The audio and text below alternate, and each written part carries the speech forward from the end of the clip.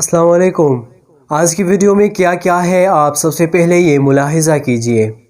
پیٹ اور معدے کے امراض، معدے کی گرمی کی وجوہات اور اس کے علامات، السر کی بنیادی وجوہات، دوا کی نیچر اور ان کی ضرورت، علاج کے لیے ان باتوں کو یاد رکھیے۔ تو چلتے ہیں آج کے ٹاپک کی طرف۔ بدہضمی معدے میں ورم یا دیگر مسائل کا سامنا سب کو ہی ہوتا ہے، اور ایسا عام طور پر معدے کی گرمی کا نتیجہ ہوتا ہے، جس کی وجہ زیادہ مصالحے دار کھانے، تمباکو نوشی یا الکحل، رات کو منہ چلانے کی عادت وغیرہ ہو سکتی ہے۔ معدے کی گرمی یا اضافی درجہ حرارت زیادہ تیز نظام ہاضمہ کا نتیجہ ہوتا ہے، اور اسے کنٹرول کیا جانا ضروری ہوتا ہے، ورنہ صحت کے لیے پیچیدہ مسائل پیدا ہو سکتے ہیں۔ ویسے تو اس مسئلے کا کوئی واضح وجہ نہیں، مگر کچھ چیزیں ضرور اس کا خطرہ بڑھا سکتی ہے، جیسے مصالحے دار غذائیں زیادہ کھانا، رات گئی منہ چلانے کی عادت، زیادہ پین کلرز لینا، سست طرز زندگی اور السر وغیرہ شامل ہے۔ اچھی بات یہ ہے کہ گھر میں بھی کچھ غذاؤں سے اس کا علاج ممکن ہے، یعنی معدے کی گرمی کو کم کیا جا سکتا ہے۔ تاہم اگر مسئلہ برقرار رہے تو ڈاکٹر سے رجوع کیا جانا چاہیے۔ السر زیادہ تر جلدی پریشانی ہونے والی متفکر، حساس اور چٹپٹی غذا کھانے کے شوقین لوگوں کو زیادہ متاثر کرتا ہے۔ پیٹ میں ہلکا سا درد رہنے لگتا ہے، کبھی ڈائریا لگ جاتا ہے اور کبھی قبض ہو جاتی ہے۔ اس کی وجہ سے طبیعت میں خاصا چڑچڑاپن پیدا ہو جاتا ہے۔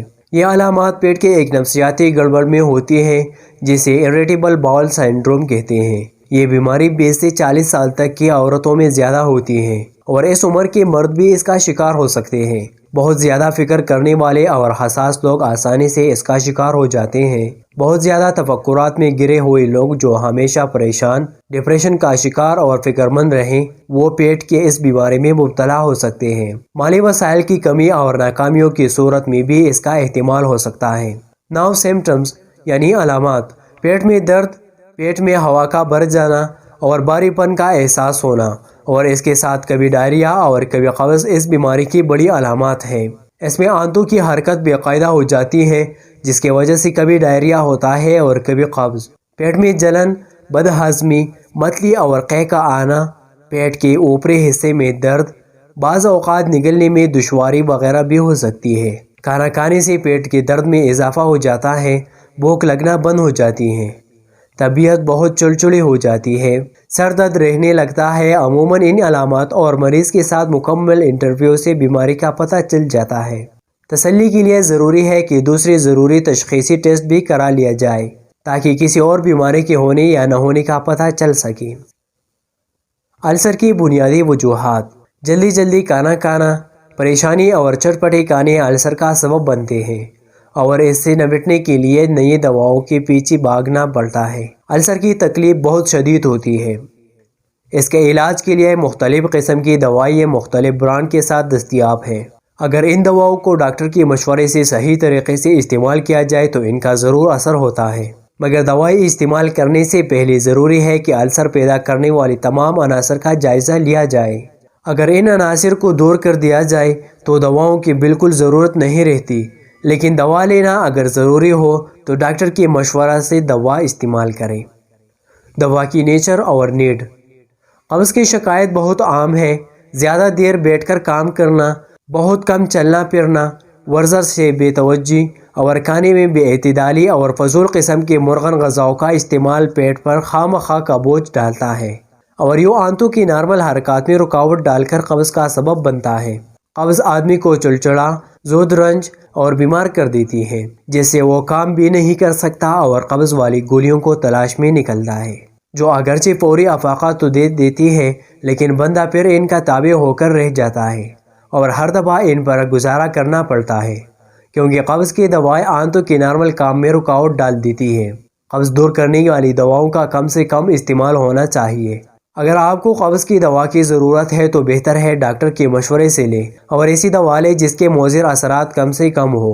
معدے میں جلن اور السر دور کرنے کے لیے کئی قسم کے ادویات استعمال کی جاتی ہیں، تاہم ان کے بھی سائیڈ ایفیکٹس ہوتے ہیں، مثلاً ڈائریا، قبض، اونگ، تھکاوٹ، جلد پر دانے، خون کی سفید خلیوں میں کمی، گردوں کی خرابی وغیرہ اس میں شامل ہیں۔ اس لیے دوران حمل اور گردوں کی خرابی کی صورت میں ان ادویات کا استعمال نہیں کرنا چاہیے۔ السر کے لیے دوائی استعمال کرتے وقت درد دور کرنے والی دوائیاں خصوصاً اسپرین کبھی استعمال نہ کریں۔ السر کی دوا کھانا کھانے سے 1 گھنٹہ پہلے اور وقت پر استعمال کریں۔ علاج اور بچاؤ۔ پیٹ کے اس نفسیاتی گڑبڑ کا علاج بہت آسان ہے۔ سب سے پہلے یہ تسلی رکھیں کہ اصل سے یہ اس کا نفسیاتی وجہ ہے، جس کے ختم ہونے سے بیماری پر آسانی سے قابو پایا جا سکتا ہے۔ علاج کے لیے ان باتوں کو یاد رکھیے۔ نمبر 1، اس بات کی اشد ضرورت ہے کہ کھانے پینے کے عادات میں تبدیلی پیدا کی جائے۔ زیادہ مسالے دار اور چٹپٹی غذاؤں سے پرہیز کریں۔ ہمیشہ بھوک رکھ کر کھائیں۔ کھانے میں سبزیوں وغیرہ کا استعمال زیادہ کریں۔ نمبر 2، زیادہ پریشان رہنا چھوڑیے۔ اپنا کام دیانتداری سے کیجیے اور اللہ پر بھروسہ کیجیے۔ انشاءاللہ آپ کے سب کام خوش اسلوبی سے طے پا جائیں گے۔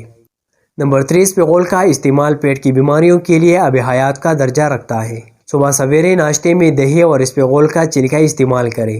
اس سے آپ کے آنتوں کی حرکت باقاعدہ ہو جاتی ہے۔ نمبر 4، کبھی کبھار زیتون کا تیل یا زیتون کا اچار بھی لے لیا کریں۔ یہ بھی پیٹ کے امراض کو کم کرنے میں مدد دیتا ہے۔ نمبر 5، ڈائریا ہونے کی صورت میں نیمکول اور اسپغول کا چھلکا دہی یا دودھ میں ڈال کر استعمال کریں۔ اس کے علاوہ دہی، دودھ، ابلے ہوئے چاول، پودینہ، زیادہ پانی والی غذائیں اور زیادہ پانی، سیب، کیلا، پپیتا، ادرک اور بادام بھی لے سکتے ہیں۔ کچھ دوائیں پرگیٹیو پاخانے کی جلد اخراج اور قبض دور کرنے کے لیے استعمال ہوتی ہیں۔ بعض ایلوپیتھک ادویات استعمال کرتے ہوئے محتاط رہنا چاہیے، کیونکہ ان کے مضر اثرات بھی ہوتے ہیں۔ وہ زیادہ حساسیت، پاخانے والی جگہ پر جلن یا درد اور ڈائریا کا باعث بنتی ہیں۔ یہ ادویات درج ذیل صورتوں میں نہ لیے جائیں۔ آنتوں میں رکاوٹ والی بیماریاں، پیٹ میں اچانک اور شدید درد، سوڈا بائی کارب کے استعمال، خود سے قبض دور کرنے والی دوا کبھی استعمال نہ کریں، بلکہ وجہ تلاش کر کے اس مسئلے کو حل کریں۔ Easy and alternative treatment. اگر آپ قبض کے پرانے مریض ہیں اور اس کے آسان علاج کے لیے کوشاں ہیں تو آپ کے لیے کچھ آسان تراکیب انشاءاللہ افاقہ ہوگا۔ صبح سویرے اٹھتے ہی کم از کم 1 گلاس پانی لیں۔ صبح ناشتے میں تازہ پھلوں کا رس لیں۔ صبح شام دودھ میں چیرے ڈال کر لیں۔ امرود کے موسم میں 2-3 امرود روزانہ کھائیں۔ سوتے وقت 3-4 کھجور کھائیں اور اس کے ساتھ گرم پانی کا 1 گلاس پئیں۔ تازہ سبزیوں اور سلاد کا باقاعدہ استعمال کریں۔ اسپغول کے چھلکا دہی یا دودھ میں ڈال کر استعمال کریں۔ صبح کے وقت زیتون کا تیل 1 چمچ ضرور لیں۔ ناشتے کے ساتھ یا رات کے کھانے کے بعد 1 یا 2 آڑو کھانے سے قبض کی شکایت ختم ہو جاتی ہے۔ رات کے کھانے سے قبل بیلگیری کا استعمال قبض دور کرنے کے لیے بہت مفید ہے۔ جیسا کہ پہلے بتایا گیا ہے کہ السر زیادہ تر جلدی پریشانی ہونے والے متفکر، حساس اور چٹپٹی غذا کھانے کے شوقین لوگوں کو زیادہ متاثر کرتا ہے، اور ان غذا سے السر کی تکلیف میں اضافہ ہوتا ہے۔ اس لیے السر کا علاج کے لیے سب سے پہلے اور اہم ضرورت ان عناصر پر قابو پانا ہے۔ بغیر دواؤں کے السر کے علاج کے لیے ان دواؤں پر عمل کریں۔ سب سے پہلے زندگی میں ٹھہراؤ پیدا کریں۔ ہر کام تحمل سے کریں۔ سوچ سمجھ کر فیصلے کریں۔ ہر کام شروع کرنے سے پہلے اس کے تمام پہلوؤں پر غور کریں اور کسی بھی حالت میں اپنا فوری رد عمل نہ دکھائیں۔ مثبت سوچ اپنائیں۔ سادہ طرز زندگی اپنائیں۔ سادہ اور متوازن غذا کھائیں۔ بھوک رکھ کر کھانا کھائیں۔ لال مرچ سے مکمل پرہیز کریں۔ صبح شام دودھ یا دہی یا شربت میں اسپغول کا چھلکا ملا کر استعمال کریں۔ صبح شام 1 چمچ شہد اور 2 چمچ زیتون کا تیل ملا کر استعمال کریں۔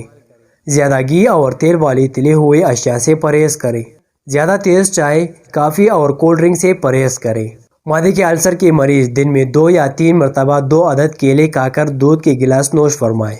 مرض میں فوری افاقہ ہوگا۔ معدے کے السر کے حامل افراد کے لیے لائم جوس مفید ثابت ہوتا ہے۔ بکری کا تازہ دودھ السر کے مریضوں کے لیے شافی غذا ہے۔ دن رات کم از کم 3 بار نوش کیا جائے۔ آنتوں کے السر کے مریضوں کے لیے قدرت نے گوبھی میں شفا رکھی ہے۔ گوبھی کا جوس دن میں مختلف وقفوں میں پینے سے شفا ملتی ہے۔ جی تو دوستو، یہ تھی ہماری آج کی انفارمیشن پر مبنی ویڈیو۔ امید کرتا ہوں آج کی ویڈیو آپ کو پسند آئی ہو۔ ویڈیو کو لائک کرتے ہوئے شیئر کریں۔ چینل کو سبسکرائب کرنا مت بھولیے۔ Thank you for watching.